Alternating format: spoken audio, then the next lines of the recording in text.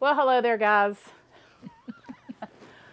We are working on our resupply boxes, and we thought we would just kind of make a video of it and explain a little bit what we're doing, which we really don't know what we're doing. We basically looked at all the towns, and this has probably been one of the most overwhelming part. And I will say this as well. There are a lot of people out there who do not recommend sending resupply boxes. We know this. And the reason being is because they say that you can completely resupply on trail. And we plan to do that. Our resupply boxes are, I don't know, what? We have certain things like I have sensitive skin. I have to have a certain kind of lotion, a certain kind of sun lotion. Just some different specific things. I take blood pressure medicine, so we were going to have to send some things anyway. So then we figured as long as we have to send some of those things, the boxes that we're sending, we may as well, put some food in there too. And, people have said that it can be stressful because you can get to a town, say, on a Saturday, and the post office does not open until Monday. So then you have to wait until Monday to pick up your box. We know this. We're aware. We just have to roll with it or plan out our travels accordingly. My husband is going to be mailing out our boxes, and we're not going to seal them up. We're just going to kind of leave them open so that we can kind of tell him, hey, put this in the box number 2 or whatever, because we have them labeled where they're going, or take this out and let him know when he's supposed to send it and that kind of stuff. So if we find that it doesn't work, we'll have lots of food to eat when we come back for other hikes. Yeah, we're just going to play this by ear, but we decided that we were going to do this, and we basically it's hard to know where to send the box.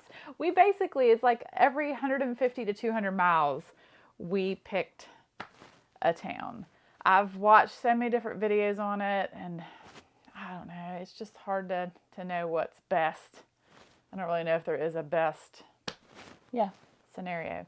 So anyway, I thought what we would do is just kind of, I don't know, show you what we're putting in our boxes. Yeah, we'll stock up on things. So we're just figuring out how we're going to pack them right now, and we've gone through list of towns and figured out where we're sending them. Like one thing we have is these breakfast essentials. We don't know how easy. I think they'll be everywhere, but maybe. We don't know. See, I have a bag of pepperoni. Yes, I saw that. That looks very good. I've got little individual peanut butter. Well, this is almond butter. I know we can get that there. I am aware. I've got little jellies. And coffee. Have to have coffee. Coffee. I've got Element is my electrolytes. So I've got like a baggie of 2 weeks worth in each box. By the time we're in the Sierras, I'll be needing more bug stuff. I've got my eye drops as well as just the other things that I have in each bag. My lotion, some little chapstick, or coin towelettes that you can use to wipe off with. Use those instead of wipes because they're lighter, but I do have some wipes in here too, especially for bathroom. So, and then food. All right, so thought we'd just show you just what's in the boxes, a little bit more maybe. This is box 2. I've been throwing in like squeezable things. I had them in the house, and I thought, well, I might as well just use them. So I put that in there. Got a summer sausage. Some of these nuts mixes, breakfast essentials, peanut butter, electrolytes, coffee. And this is Susie's bag here. She's got a lot of snacks, and she's got all of her stuff, like her personal hygiene, everything is in this one bag. So I don't know how she did that quite. I also added extra Ziplocs just because I always carry like an extra one in my food bag for trash. So I just threw an extra Ziploc, and then I even put an extra Ziploc this size to put like in my fanny pack or something for trash. Just to have, like I said, I've got my coin towels. These are my doggy bags to pack out the toilet paper, face soap. I've got my baby wipes down in here, and I know that you can buy baby wipes out on trail, but these I like because they are hyperallergenic, sensitive skin. I do have very sensitive skin. I break out really easily. So anyway, I got these. I have some mayonnaise packets. I have a thing of toothpaste and hand sanitizer in each box. So that's basically it. And then after each of our boxes is packed, we will be putting these stars kind of all over it, because they say you want to make your box easily identifiable. So we'll put a multitude of stars on each box so that it's easy to pick out when it gets to the post office. And when you're sending it to general delivery too, they tell you to put our name, PCT hiker, and our estimated time to be there.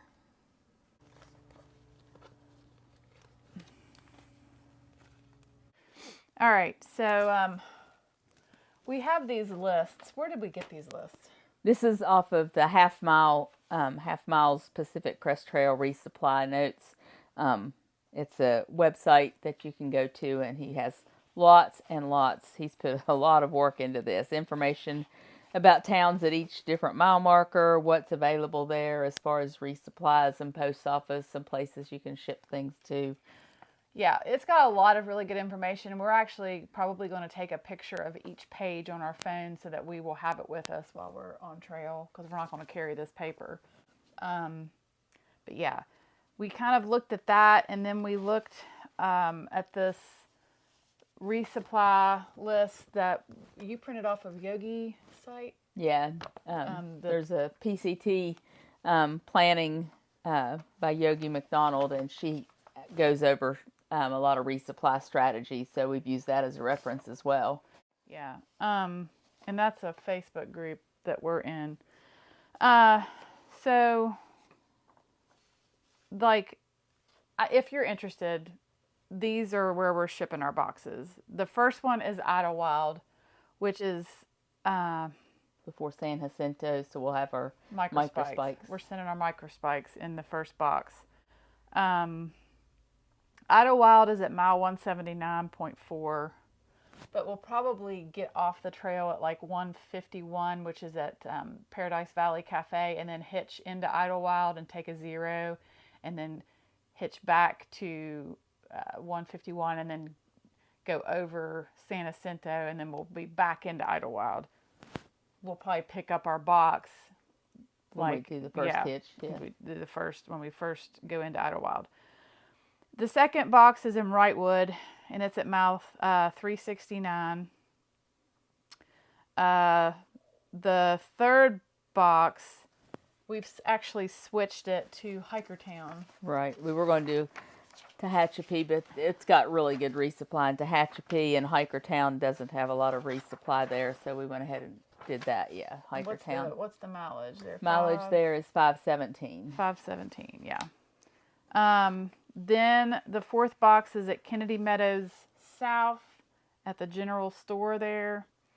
And obviously we know that you can really probably do a really good resupply there, but we are not going to take our stove until we get into the Sierras. So we're going to have to mail out our stove and pot and all that stuff to Kennedy Meadows anyway. So we're probably going to send some stuff there. And then 5 is in Independence. 6 is Tuolumne Meadows, which we have to confirm that that's open. That's in Yosemite, I believe. It is. And then Truckee. 7 is Truckee, which is in Northern California. I believe that's out of the Sierras. 8 is in Bernie, California. 9 is in Syed Valley.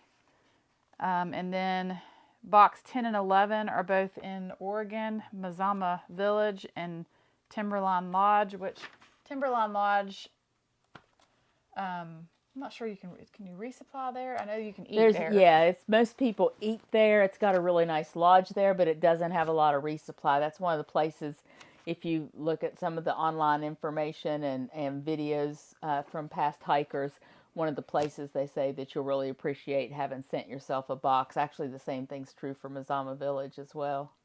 Okay, so those are 2 in Oregon, and then the last 2 are in Washington, and it's White Pass and then Stehekin.